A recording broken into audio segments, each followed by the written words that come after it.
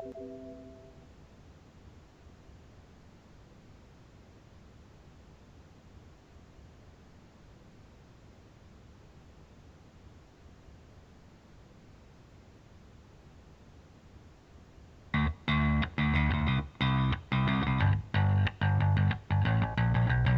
to you live from downtown Detroit, this is Benzinga's PreMarket Prep with your host, Joel Elconin. This is a volatile puppy here, isn't it? And Dennis Dick. I'm bidding a penny. I will buy the stock for a penny. With everything you need to start your trading day.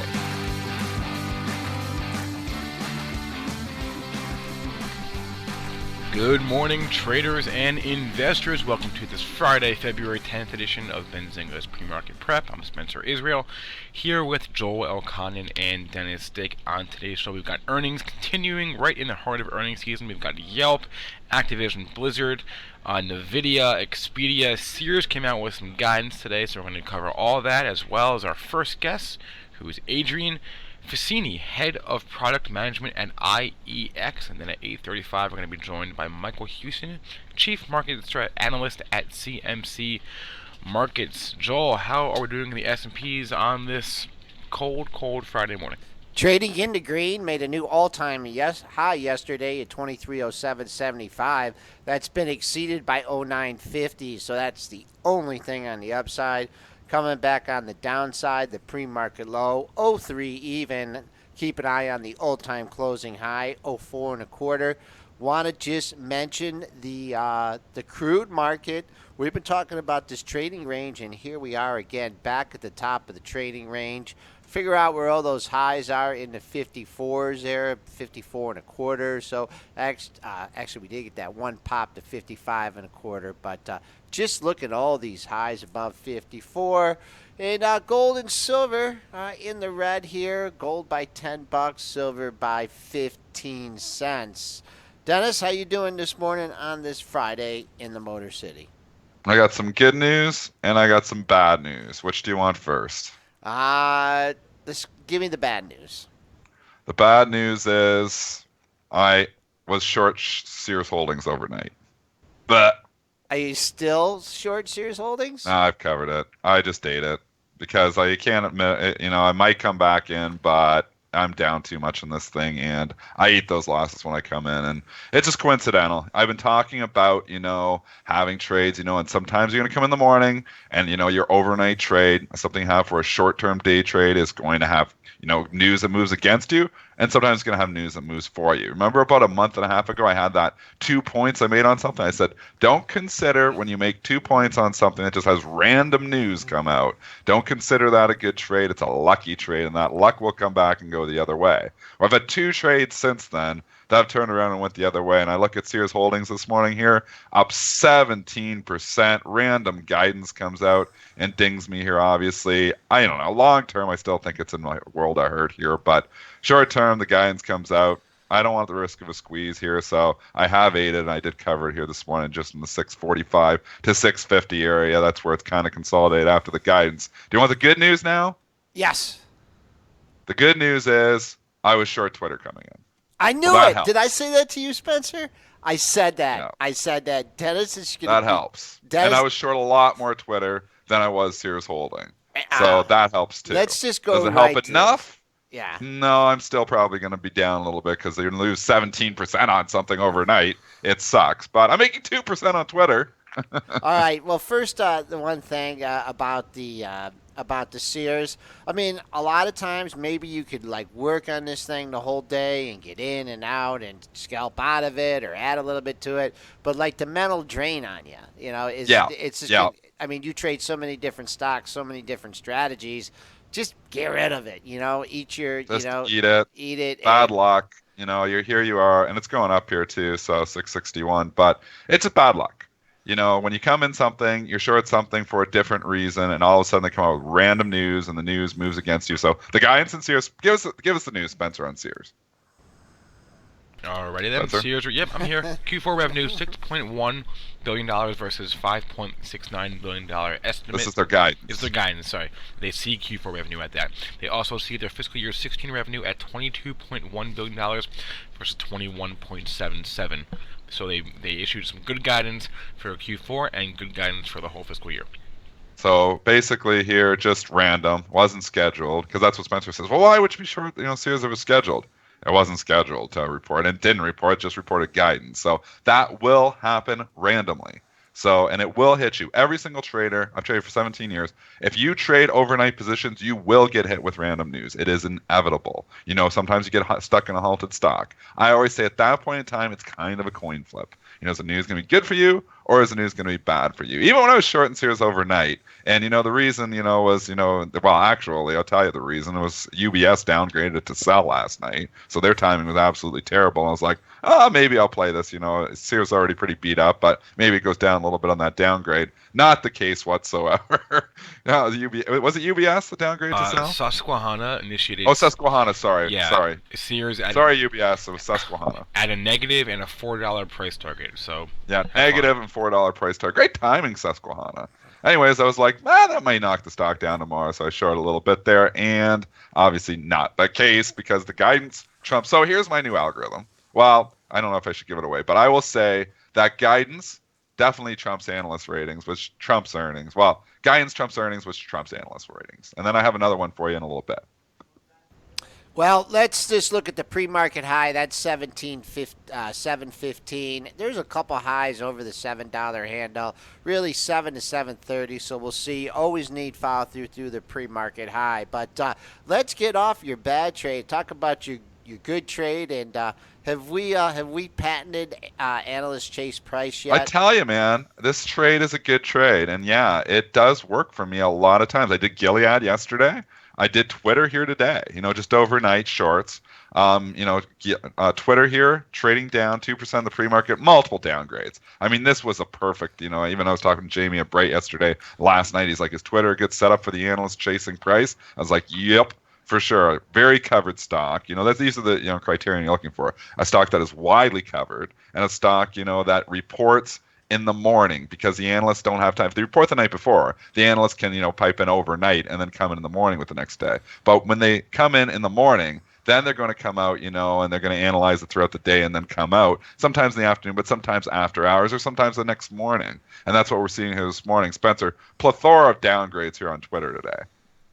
Too many to really keep track. I mean, You're telling me analysts chase price. Citigroup, Loop, UBS, Deutsche, Ray J, Cowen. All downgraded? Or price target? No, they're all downgraded. They're all downgrading. They're all flat out downgrades. So, anyways, 2%. So I shorted last night at the close just because I thought analysts are going to chase price on this tomorrow. Probably will knock it down. And today I collect on that trade. Would have been good. 16, big level though for it. So I've already covered. I actually covered here in the pre-market. 2%. That's kind of what you expect. It might continue to fall. I'll probably regret covering this one, but I was coming in overnight for the analyst downgrades. They came in. It's trade 726,000 shares already. I feel like it's barely priced, and it's at that 16 support. So I'm not going to push my short on this one. I've covered. I'm almost thinking of buying some puts in this thing. I don't know. That could be the greatest. Oh, don't do that. You've been bullish this thing the whole time. You're going to put it out at the bottom. I don't know. I mean, what's going to be the driver now to take this higher? Unless, I think Rumors. The Jack. Yep, the Jack quits. That is going to be. Jack quits. That'll help. Yep, so something like that. But I'll just stick with my technicals, and we mentioned this yesterday on the show. It didn't quite get there. Really critical area here for Twitter. I mean, the reason I might not buy puts is because all those analysts downgraded, and then that makes me want to buy. But if you go back to the end of December, you had multiple lows in the 16 handle. The lowest of those lows was 16.16. I'll just still stick with that. I mean, a close under 16, this thing's in a heap of trouble. But you got to respect these series of lows in this area. But boy, oh boy, bad report. And that thing, I mean, if you're a trader like Jeremy Newsom, who sees the stock down, okay, and he is going to hit it. He's down, it's downward momentum, it's bad news. If you would have been playing that off the open and been so inclined to short it off the open at 17.10, it bounced 2 cents. Only Yeah. 2 cents worth of heat. So Sure, in the open would have worked a lot of times, and you taught me that too, Joel. And I don't know what the actual stats are, but I think we were estimating that 1 in 4 or 1 in 5 times a stock will open at its high or low of the day. That was back in teeny land, so now we got to give it like 6 cents. But I would say that still works. And teeny land, I mean, when stocks trade in fractions in a 16th, we're really dating ourselves here because they got rid of fractions back in the year 2000 or 2001. But just looking at if you're saying that theory still holds, well, we're basically saying that a stock will open or close, or will open at its high or the low of the day within 6 cents of its high or low of the day. And you see it a lot. You see it a lot where a stock will open at its high and then come in. So if you can get on the right side of that opening print, a lot of times those are zero heat trades. And I just want to bring this back to Gilead the other day. Bob Weiler was taking a short or buying it off the open for a little bounce. Even though it closed at 73.13, traded 75 in a pre-market. If you, like I said, so inclined to shorten it in the hole, opening print of 67.27 was the high of the day. It went down to 65.75 before rebounding. 65.38. I was looking for a possible red dog reversal in this today. Did not get it, but if you can clear that low at 65.75, that was low on earnings day. Maybe give it a try on the long side. The only reason I'm saying that is exactly where your out is, and if it takes out that the low from yesterday, you just got to reload and try it again. That's if you're trying to pick a bottom here in Gilead.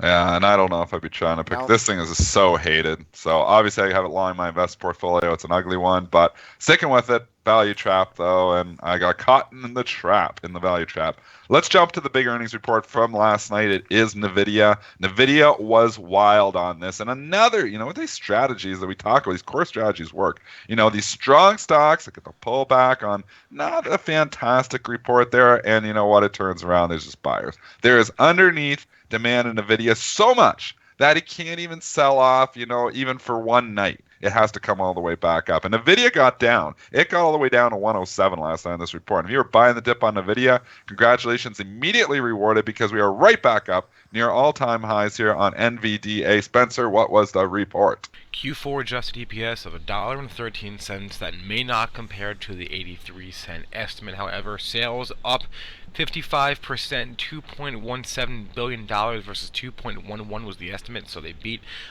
both. They see fiscal year 18 revenue at $1.9 billion. It's a little higher than the $1.88 billion estimate, so good really all around.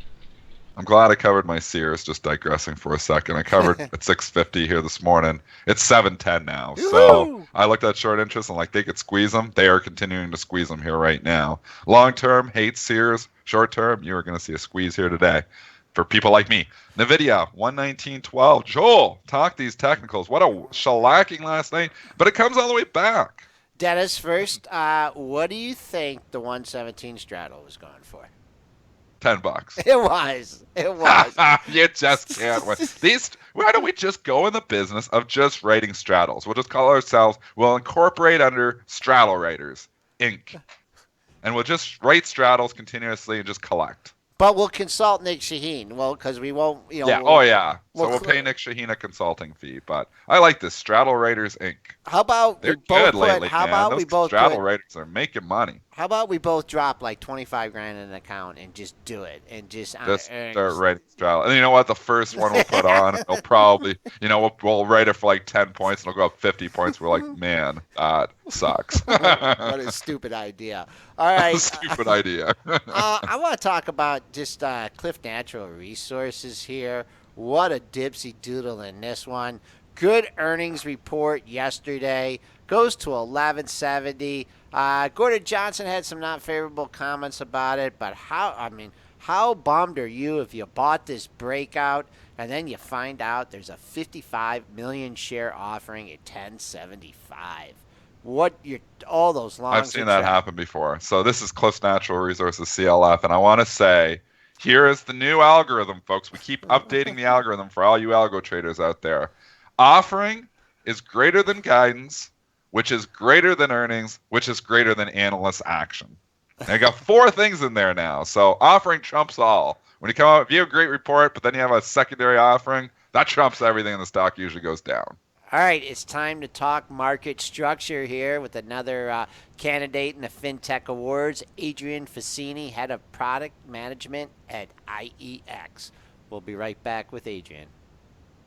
Whether you're a short-term swing trader or a long-term investor, you need to check out ThinkorSwim, brought to you by TD Ameritrade. There's a reason why ThinkorSwim has been named the #1 trading platform, because it has it all. With ThinkorSwim, you can trade stocks, options, futures, forex, and virtually every other type of order. Get notifications on mobile devices and interact with other traders in chat rooms. You can also use technical indicators and see the latest investing and trading education in Think Money magazine. If you want to keep up with the markets, you need ThinkorSwim. To experience everything ThinkorSwim has to offer, open a TD Ameritrade account today. ThinkorSwim, the online trading platform for traders and investors. TD Ameritrade, member SIPC. All investing involves risks.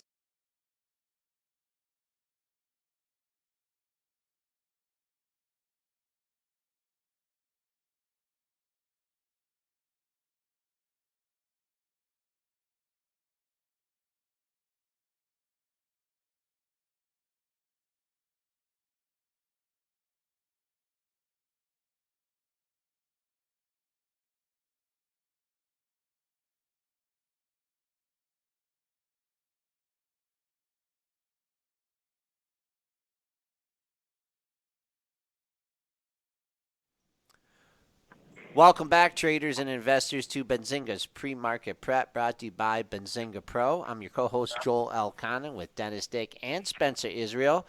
And we are joined on the line by Adrian Fassini. He is head of product management at IEX. Adrian, how you doing on this Friday morning? Doing very well. How are you guys? We're doing good. So I'm going to ask my one question, and then I'm going to Dennis will ramble for the rest of the interview. But for people that aren't familiar, why was the exchange started, and who founded the IEX? Sure. The guys over at RBC, they actually saw some inconsistencies in the market as they were trading, and they decided that, you know what, it'd probably be best to try to tackle these problems by starting something fresh and try to level the playing field for market participants. So a group of guys from RBC and someone from NASDAQ actually spun off and started IEX, and they just basically created a market that is simple, transparent, and fair for all its users. Adrian, let's jump into just, how exactly IEX is different than the other exchanges. Yeah, so there's a couple of things. Let me just talk about some of the spaces where IEX is pretty unique. Sure. We have uniform access across all of our users. So we provide the same latency for any of the users who are connecting to us to trade. We also provide them the same information in terms of our market data at the same times.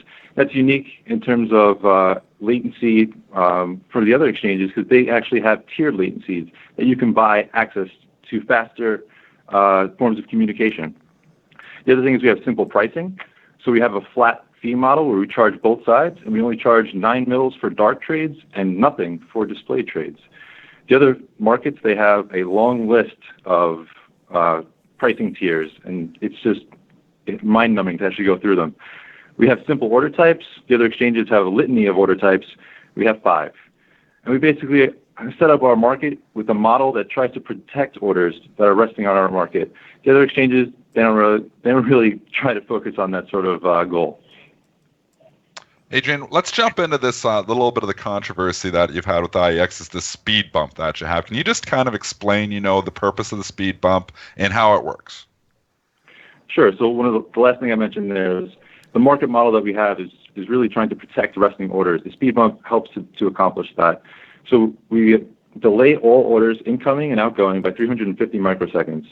That's just 350 thousandths of a second. It seems like millionths of a second. It seems like a very small increment of time, but it's enough for us to consume all the market data that's happening in the market around us and to update the pricing of any pegged orders or non-display orders that are resting on our order book. And it basically gives us an ability to give better pricing to any of those orders. Other markets don't actually have something like this. NYSE proposed something with NYSE American. CHX proposed something else as well on their side to delay orders, but no one truly has the same model that we have in this space. The controversy came up because that small delay was seen as, by some people, not being not providing immediate executions to orders that came in. So after a bunch of comment letters, over 500 comment letters, and a lot of discussion with the SEC, they finally came to the conclusion that IEX does fit within the current market structure, and they gave us an ability to compete with this unique model. Can you talk about how that works, like the shoebox that, causes this 350 millisecond delay? Sure, it's 350 microseconds. Oh, sorry, yes. But it's micros, milli. You're talking to Blake Sim and I here. just traders who still trade in seconds. This is all just. So it's a fairly simple model. Essentially, the shoebox is in fact a large shoebox. It's just a box of coiled fiber, 38 miles of fiber actually. And when an order comes in or an execution goes out or some of our market data goes out to our subscribers, effectively that message travels through that coiled fiber, spins around in there for less than 350 microseconds, and then it pops out on the other side. We have all of our members connecting in one data center, and all of our trading happens in another. So the shoebox and the time it takes to get from one data center to the other equals 350 microseconds. It's as simple as that. Adrian, let's just talk about IEX now obviously become an official exchange here. First, why did you guys want to become an official exchange? And then secondly, how's it going? So the why is interesting. So the exchanges, they basically have a lot of regulation that they are discussing with the SEC and amongst themselves. We didn't necessarily have a seat at that table, and by becoming an exchange, we could actually be part of those discussions and start to influence some of the market structure discussions that are happening. Another thing, as an ATS, we were kind of limited in how much we can grow.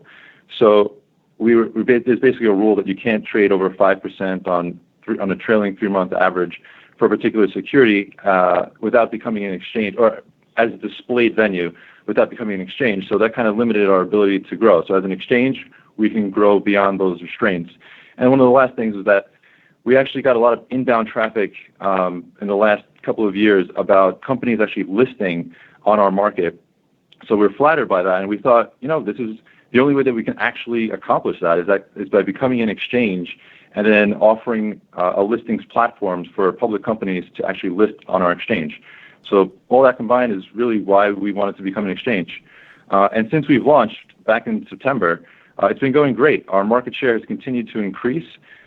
We had, on average, almost 2% market share in January, and now in February, we've averaged over 2%. So we've been climbing quite a bit. It's been great. All right. What about future plans and future growth? What do you have on the docket? Awesome. So like I mentioned before, listings is a huge focus for us this year. We put a lot of work into the platform itself. We've been designing auctions to open and close the stocks that list on us. And we're really looking at how we can bring a unique offering to issuers who switch over to IEX. So that's really been a major focus. Some of the other things, just how do we improve execution quality on our market?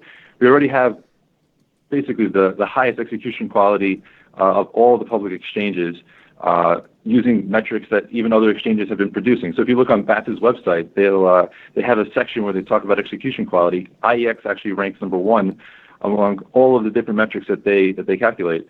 So we're looking at how we can improve our order types and our market model to even provide better execution quality in this year. Quick question here. With a little change in the White House here, Donald Trump in. What about any potential deregulation, or do you see any regulatory changes coming down the pipeline? Yeah, we're not really sure about there being any deregulation that impacts us. Dodd-Frank has been a big one in the news, but that really affects a lot of the banks and brokers that trade on us, but that's really around some of their responsibilities. As far as us as an exchange, we don't see that there's going to be anything on the horizon right now that directly impacts us, but who knows? And you're going to be out at the 2017 Benzinga FinTech Awards. Tell us what category you guys will be participating in. Sure, yeah, we're going to be there as part of the leveling the playing field category. We're pretty excited about that. So, as I mentioned, a lot of the main focus of our market has really been about providing a level playing field for anyone who trades on our market. And we try to provide the tools for each of the participants to kind of achieve that. So from the pop to the order types to the pricing model that we have, even our ownership, we try to make sure that we have a non-conflicted ownership model. We across all of these different areas are trying to provide a level playing field for everybody. We've been on the line with Adrian Ficini. You can vote for them at the Benzinga FinTech Awards by going to benzingafintech.awards.com and going to the vote section. Like he said, they're in the leveling the playing field category. Adrian, thank you so much for joining us today, and we will see you in May at the FinTech Awards. Great. Thank you very much, guys. All right. All right, let's go back to Sears Holdings here, Dennis. This might be one of your best. You can say, how do you lose money and have a fantastic trade? I just showed you right there. Covering, an overnight position. So here's, my reasons for covering first. I covered at 650. So obviously I'm short overnight, short on the Susquehanna negative report, looked at the report, said maybe this knocks the stock down tomorrow. Obviously, it probably would have, but, Trump, like I just said with my formula, guidance, Trump's earnings was Trump's analyst action. So the good guidance here, driving the stock higher. So I come in this morning, I'm like, Sears Holding already was trading up to 715, then pulled back and was looking and it was offered at 650. Lots of icebergs kept coming at 640, 640. I'm like, you know what? It's early here yet. I think, other people are going to come in. Other people who are short, 16% short interest might come in here and actually start to, look at the stock and say, hey, I maybe shouldn't even be covering this. So I covered, with that information there, I covered my short at 640 and 650. That was a fantastic cover by me. It is now trading $8.15. So my loser, which sucks to lose 15%, would now be looking at a 45% loser overnight. So happy that I got covered 16% down, or only losing 16% on this overnight position as opposed to 46. So that's how a losing trade can actually be a good trade. All right, so let's move on. Still covers some earnings here. I think we only got to one or two of them. How about Activision Blizzard? We can jump over to there. Going over to ATVI. 10% pop here for ATVI. Spencer, talk to us. Q4 adjusted EPS 65 cents versus 73 cents, so not great there. Sales $2.01 billion versus 2.35, so they missed on the earnings. As far as guidance goes, they see Q1 adjusted EPS at 51 cents versus 31 cents. Very good on that number. Sales $1.55 billion. Big pop here, ATVI. We've seen, some follow through happen in some of these stocks. It's taking out all the resistance. It's getting into an area that we were back in October. We got up to 45, 49, and then the next day we were 45, 55. So I'd say up near that 45 handle, you probably do start to run into some resistance. Joel, talk to me about pre-market. Yeah, pre-market high 44.5. I think you keep an eye on that. 70 cents away from that. And then also the all-time high in the issue that was made back in October of last year at 45.55. So we'll see if it climbs into the 45 handle, trading up quite a bit here. See if you see any profit takers. Michael Pachter's been pretty bullish on this one, hasn't he, when we've had him on the show a few times? I couldn't tell. Goldfish memory. What do they have, like Game of Drones, or what do they have on there? No. Game of Drones. Joel, They have video games. Yeah, but which ones? I don't know. I don't play. Okay. All right. Dennis, do you know? I don't play video games. Ace plays video games. Maybe he knows what Activision Blizzard has, their big gun, but I'm not a video game player. I play a video game for a living, the stock market video game. So that's the bulk of my video game play. ATVI is Call of Duty. That's their big franchise. Call of Duty, there you go. That makes sense. All right. I think Nick's a champ on that, but all right. So we CPT. Let's look at this one. Intercept Pharmaceuticals down 12%, getting crushed here this morning. What's happening, Spencer? ICPT to knock the stock down 13%. I actually don't see anything. Right, let me look. Hold on. All right, we're going digging here because this just started falling here this morning. We're all on the live radio show, so we got to dig a little bit. So it's an update from Adam Fierstein, who always knows what's going on. ICPT update on the OCA PH3 study.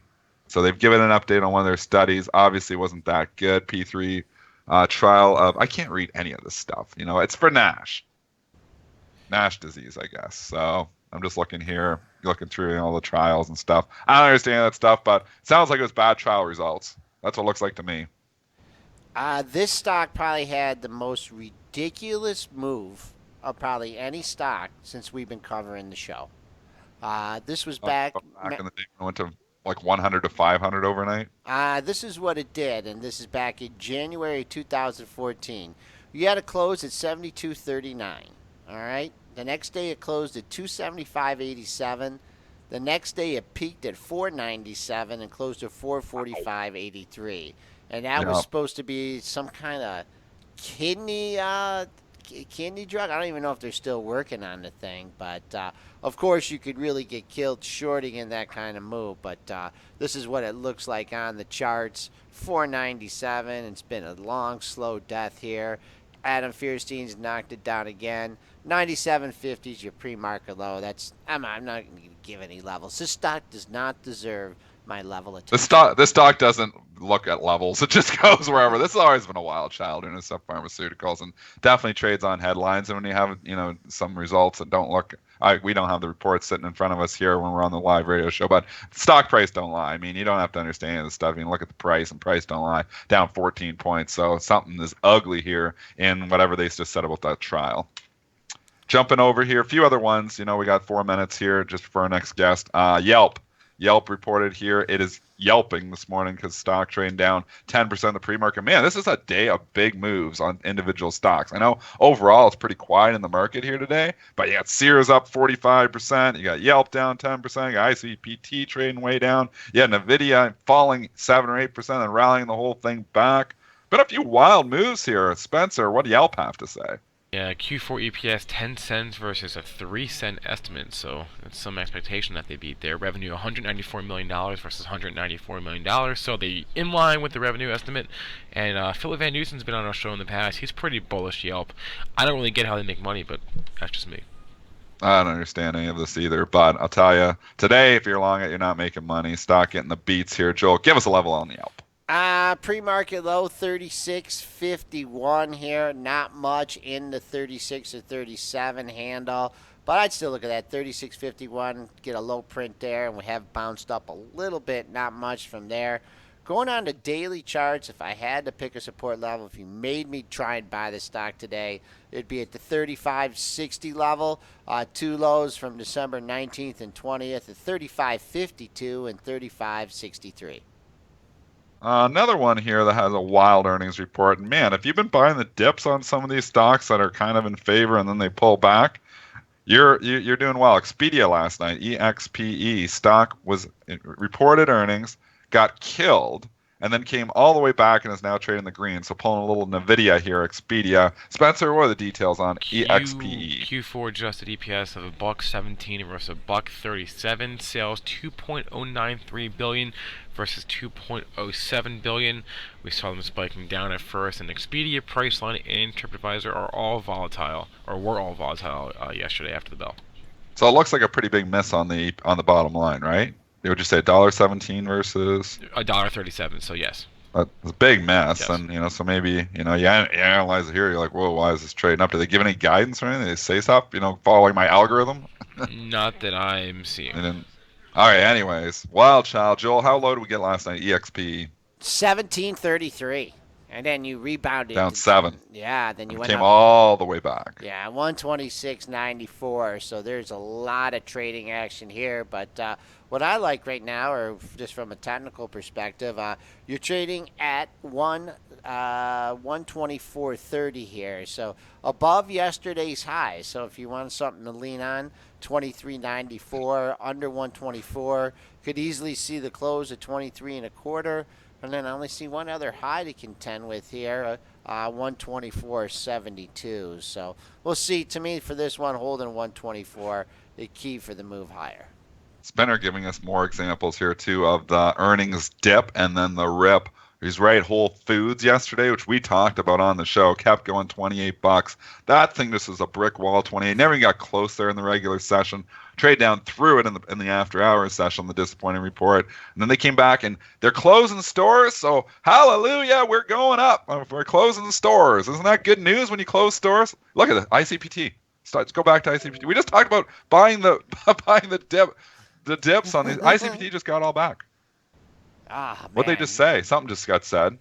It's Oh, green. ICPT, Yeah, which is down 14%. It's green. So what happened is they were giving an update. That's what the news was. They were announcing an update at 8:30. I think just So everybody was anticipating it was going to be bad. That's good. Just came out. I mean, a moment ago. It's trading at a 6-point. I just watched it trade to 114.73 and then down to 108.69. It was trading as a 6-point spread right there. That is wild. That's why we can't look at levels on something like that. That thing is a wild child. It's just went green. It's just down 14%. It was one of your biggest losers of the day. In 2 seconds, it just went green. That's crazy movement. Where else are you going to get tick-by-tick coverage of these absolutely crazy stocks? All right. I don't know how to trade that. That's crazy. All right, 8:35. You're short. You're laughing. You're like, oh, yeah, I'm going to bring this in here. Maybe I'll wait for the open, get a better price. Boom! I see when the moral of the story in this bull market, when you're short something, it comes in cover because the stuff comes Look back. at that thing. Oh, my. Now it's coming back down. All right, we are going to take our final break of the day. We're going to bring on Michael Hewson, Chief Market Analyst at CMC Markets. We'll be talking to Michael from across the pond. We'll be right back. Can you guys run with the Michael in the review, and then I'm going to just trade out of some stuff? Yeah, sure. Whether you're a short-term swing trader or a long-term investor, you need to check out ThinkorSwim, brought to you by TD Ameritrade. There's a reason why ThinkorSwim has been named the #1 trading platform, because it has it all. With ThinkorSwim, you can trade stocks, options, futures, forex, and virtually every other type of order. Get notifications on mobile devices and interact with other traders in chat rooms. You can also use technical indicators and see the latest investing and trading education in Think Money magazine. If you want to keep up with the markets, you need ThinkorSwim. To experience everything ThinkorSwim has to offer, open a TD Ameritrade account today.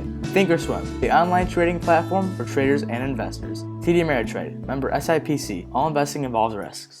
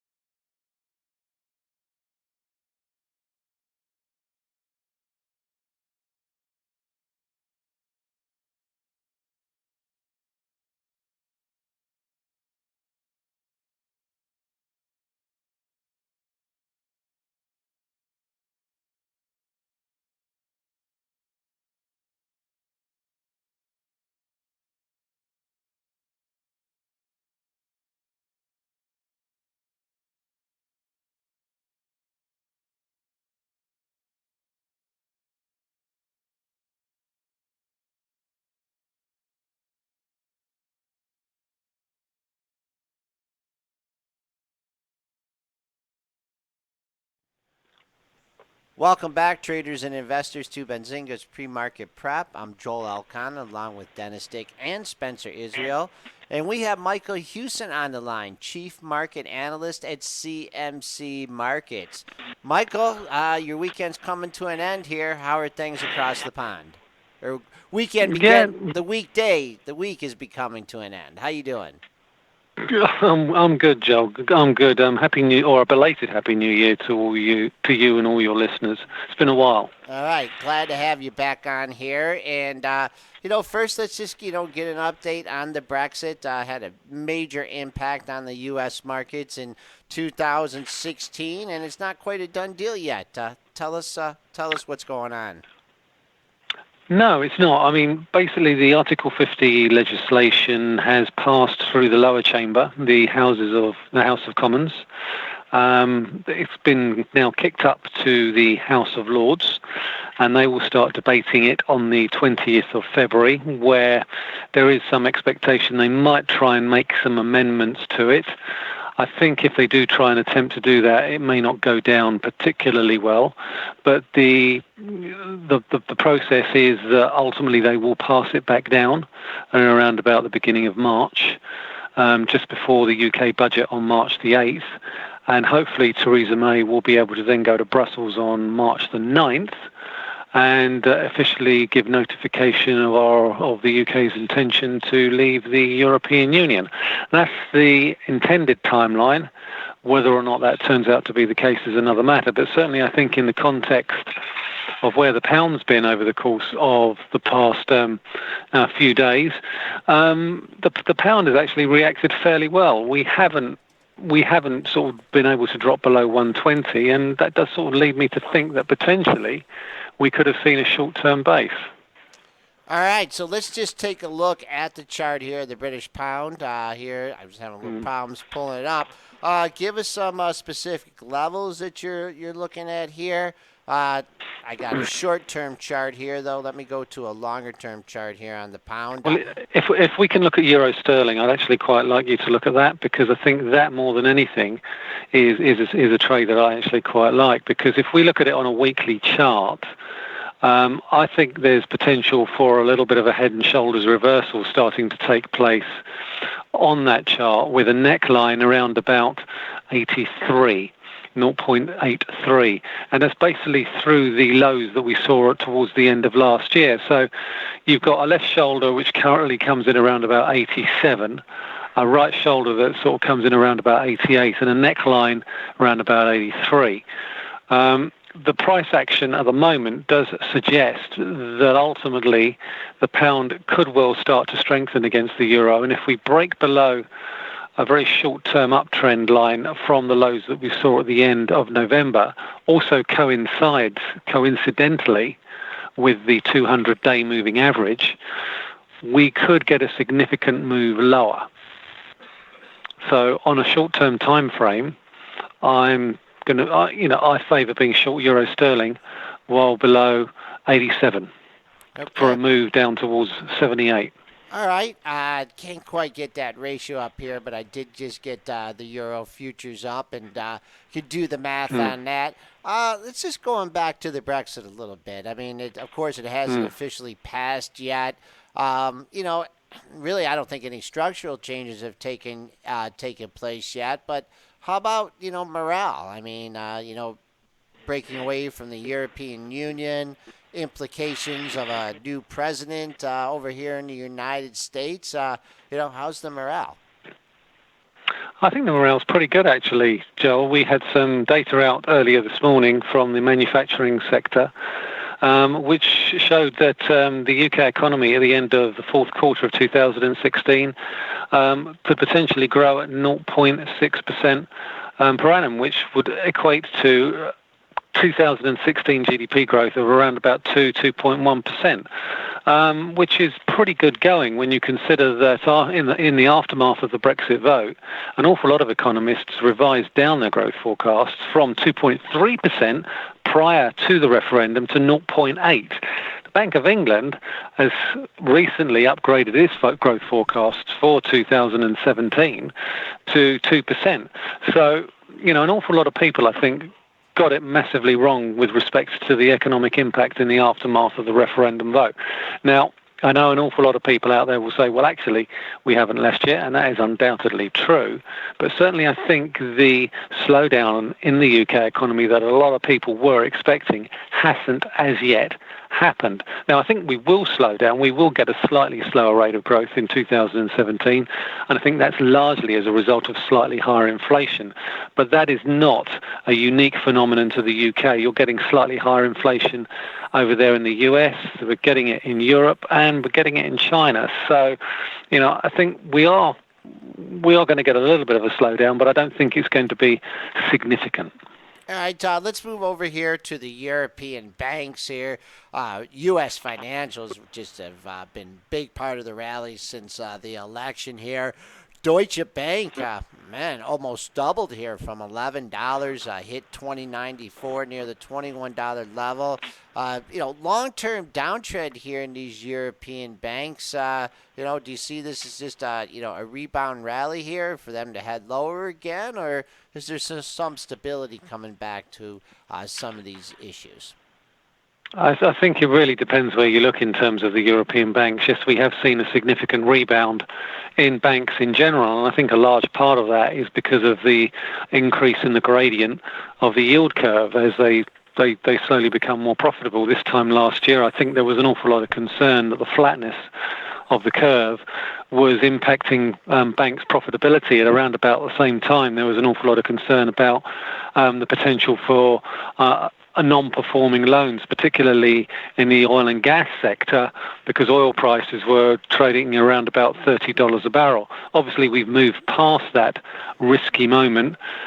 There aren't the same concerns about China that there were 12 months ago, but I do not think for one moment that European banks are out of the woods in any way, shape or form. The Italian banking sector problems have not been resolved, and not by any strength of the imagination. Monte de Paschi still remains to be seen as to whether or not that will be rescued or wound up. Only this morning, UniCredit, Italy's biggest bank, announced a massive write-down of 13 billion euros. Well, it's in the process of raising pretty much the same amount over the course of the next few days to try and recapitalize its balance sheet. And that's before you even start to think about the political concerns that we have here in Europe with respect to a Dutch election next month, a French election in May, and a German election in September, and a potential Italian election as well sometime in the summer. And I haven't even mentioned Greece. Yeah, it's been a while since we've had any Greek turmoil. That's a good call there. We're on the line with Michael Hewson, Chief Market Analyst at CMC Markets. Michael, before we let you go, just want to get a couple comments here. You mentioned the crude oil market, and boy, I'm looking at this thing, and it's like, you could say 55. I mean, you had to move up to 56.18 in the beginning of January. Man, but I'm just like that $55 level here, just eyeballing it here on the weeklies.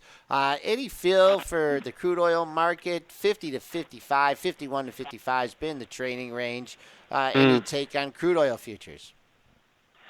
I see no reason for us to break out of that range. Certainly, I think if you look at the rig counts, the rig counts continue to rise. In fact, since the beginning of the year, they've gone from 658 to 729. Well, that's an over 10% increase in rig counts. So there's more supply coming in. The inventory data that we saw earlier this week was just completely mind-blowingly out of this world in terms of the builds. So I would be surprised if we see a breakout of the trading range. Yes, we are seeing a little bit of a rebound, have seen a little bit of a rebound over the last 3 days, but we only remain very, very marginally up on where we finished last week. So, for me, I think I'd need to see much more evidence of higher demand before I think that we could potentially head towards $60 a barrel. All right, in the precious metal, gold here, a little bit of a repeat of 2016. You had a nice gold rally, a little bit the same here in 2017, rallying nicely here in January. Any takes on the gold market? Yeah, I was looking at gold actually today, and it's posted a bearish reversal on the daily candle yesterday, which would appear to suggest to me that we could well see a little bit of a drift back below 1220 towards the 1200 level. Whenever we get one of those candles, daily candles on a gold chart, you do get a little bit of a correction, and I would expect to see a little bit of a correction back down to the 1200 level after yesterday's bearish daily reversal. All right, and then finally, the U.S. market here. Of course, I like to look at the S&P futures. Strong breakout yesterday. Not only did we clear the all-time high by 7-8 handles, we posted a close that was nearly 10 handles above the prior low here. Any potential weak spots in the U.S. market? To be quite honest, Joel, I really do not see any, apart from the potential for disappointment from President Trump. I think trying to call the top in the U.S. market is like trying to pick up pennies in front of a steamroller. It's one of those trades that could have potentially hurt you quite badly. So you just got to go with the trend until such times as the fundamentals no longer support the price action. All right, we've been on the line with Michael Hewson, Chief Market Analyst at CMC Markets. Love having you on, Michael. It's great to get a different perspective. My pleasure. We're going to get you on again soon. I look forward to it. Thank you, guys. All right, S&Ps are stuck here, 2306.75. That's up 2.5 points. Dennis, how's the battleground there? S&Ps are stuck, but I tell you, Intercept Pharmaceuticals, anything but stuck. Look at this range. Got all the way down to in the 97 handle and then touched all the way up to $130. You were talking about how wild that thing was back, in January 2014. It's wild here this morning too, Joel. This thing is a wild child. All right, I guess your latest news at 8:39:33. Adam Feuerstein tweets, ICPT says old changes to OCA PH3 study design accelerate enrollment, time to data, and make positive results more likely. So, I don't understand what any of that means. Yeah, that just makes me I don't want to go understand out. any of that. It just makes me want to go out and buy 1,000 shares. I mean, I have no idea this stock. It's out of my league. Too crazy for me. Up 9% here now. But wild child ICPT. You know how I like boring? This is the opposite of boring. So not my kind of stock. You know what I wanted to ask you? Did you catch Coke off the open yesterday? Because it was trading down in the pre-market. And then, did you see that it opened? Didn't open down that much. No, opened pretty hot. I think the New York opening print was like 41.50. 60 or something. Yeah. 40. It would have been good. And you know what? I often do that. If the stock's trading down like $1 on heavy volume in the pre-market, sometimes I'll throw a short out there down 50 cents because, man, if it just opens out to lunch from where it was trading pre-market, there's often an opportunity. I did not do Coke yesterday. I wish I would have been trading it. You can't trade everything, obviously, and I don't think I ever looked back at it. So, but I will say, what we say is pulling down here this morning here again. Watch for the double bottom here. So, if you're looking at Coke here, it's getting the pullback here. Coke is a value stock, and I don't think it's a value trap. It's one of those stocks long term.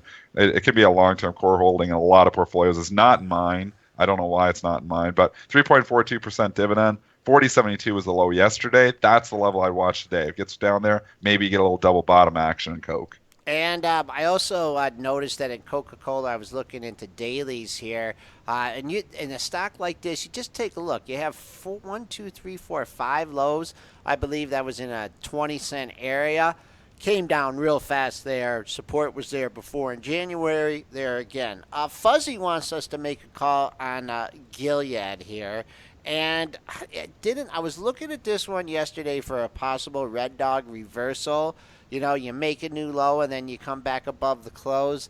And you didn't quite get it because, where you settled. But if I had to make a call on here and I had to do a trade, a day trade or longer term trade, I try and pick it up at the close, at the closing price from 59 is trading up, but depends what your appetite for risk is, but can certainly lean on that 65.38 low. That's what you keep leaning, and if it takes out the low, that's your out. One thing I will say is you can put on any trade as long as you have your out defined. Know where you're going to get out. Don't let it, all of a sudden get out of hand for you here. So if you're looking at Gilead for a bounce trade, it takes out yesterday's low. I don't want any part of it. So 65.38. Obviously, I have in my long-term invest portfolio. I'm going to disclose that again, but that's nothing to do with trading. So here you look at 65.38. If you're trying to trade it for a bounce, takes out yesterday's low. I don't want any part of it. Sometimes you got to give it a nickel or a dime, but I don't give it much when it takes out the lows. And if you're looking for resistance, I'm targeting 67. The high on earnings day was 727. High yesterday, 66.79. Dennis, we have a Friday expiration. Twitter under $16 at $15.99. You bringing in yet, Dennis, or you still you're waiting for the open?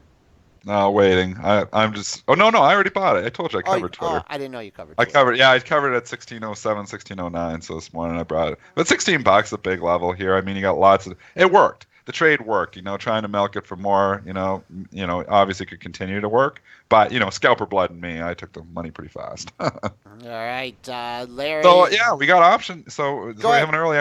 No, we don't. What do you mean option? Weekly. The weekly expirations, yeah. So the weekly expirations on, but so you look at stocks like Apple. We've talked about them before. They can pin. If you're the big weekly ones is a stock like Apple, stocks like Twitter. You look at the big strikes and you see where the open interest is, and sometimes the pin action can happen. You think about Twitter, maybe it tries to pin at 16, but Twitter's gonna be wild today.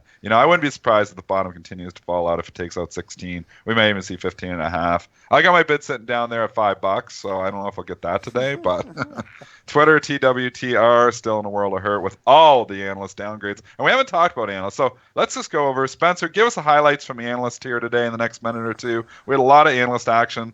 4 or 5 downgrades on Twitter, but what else did the analysts have to say? I mean, we kind of covered it. They're chasing price today. I see a lot on Twitter. We got Susquehanna doing a ton in the retail space. Yeah, but they're all over Dillard's, Costco, JCPenney, Macy's, Kohl's, Nordstrom, Sears, Ross. All those at either positive or neutral. That Sears one, man. That one dinged me. Oh, it's Sears negative. Worst timing. Sears was the exception. That was negative. Every other one was either positive or neutral. That was a really big one I'm seeing this morning. Also, Intel catching a downgrade here from Canaccord. They're downgrading the stock, so Intel is trading down here in the pre-market. We're only down 11 cents, though. Yum Brands, YUM. It caught a downgrade from Longbow. I'm just trying to see if there's anything else that's really jumping out. You know what? Yeah. I mean, Ford got upgraded. Yeah, Jeffries. Okay, too. Ford at Jeffries, but those other two chasing price, they do nothing for me. No, and we've talked about that all the time. I mean, but those are tradable events. It's predictable that when the company reports, pre-market, the next day, a lot of times earnings, you see analyst action there when it's really disappointing come in, especially on a stock that's as widely followed as Twitter. So it's kind of predictable it was going to get some downgrades today. I ended up getting 6 downgrades. So not surprising that Twitter is still underwater. And just goes to show, when momentum's on your side, sometimes, that's the easiest way to make the trade. I think the only firm to not downgrade that has released. No. I'm not being sarcastic here. BTIG, Rich Greenfield still says to buy Twitter. He's still bullish. He's the outlier. Where's his target? 25. Is it? Yeah, I remember. Okay. Yeah, he came out with it the other day. Joel's got the memory, man. You don't even need Google and stuff sometimes, because you just ask Joel, because if he's read it, he remembers. Right. Also, Argus downgrading Starbucks today. SBUX. Let's take a look. I haven't looked at Starbucks in a long time. Starbucks trading down 36 cents in the pre-market. It's been an interesting little chart. 58 down to 54 bounce. You're in the middle though, Joel. Wouldn't you say? Kind of sit on hand too. I mean, I see that resistance there above 56. So a little bit of a rebound. Yesterday's high. Let me pull up Starbucks so I can give you those exact levels. Starbucks made a high yesterday at 56.12. Had another high just above that. So resistance in this upper 56 handle. But since we got a downgrade, you got to look at support here. Yesterday's low, 55. 3 lows, man. The 55 area is now being targeted. Last 4 lows between 54.90 and 55.21. And before we wrap things up, I just want to talk about Apple. I believe it posted an all-time closing high yesterday. We've had the... And it was ex-dividend. Oh, really? So after being ex-dividend, it goes up again. So you got the dividend, which I got. Yeah, baby. And, get the little bit of gain there, too. I love it when, the stock goes ex-dividend and actually closes above the previous day's high.